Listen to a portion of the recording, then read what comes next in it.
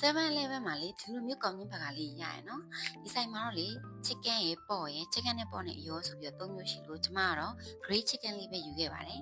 ဒီလိုအသင်စားတွေကိုငွေရှင်းကောင်တာမှာငွေရှင်းကရှာနှွေးမလားလို့မိပါတယ်ကိုကနှွေးမယ်ဆိုရင်တို့တစ်ခါတည်းနှွေးပေးပါရနော်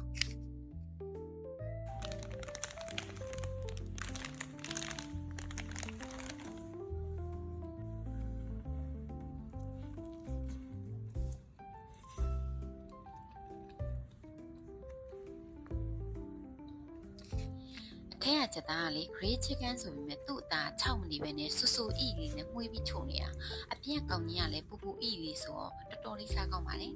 ပဲနုလေးနဲ့ဆိုမှိုက်နေရောပဲဈေးရတယ်35ဘတ်ပဲဆိုတော့မဆိုးပါဘူးသူကလေအတင်စားဆိုမြဲအနံ့ရောရတာပါလက်ဆက်တွေလိုခံစားရတယ်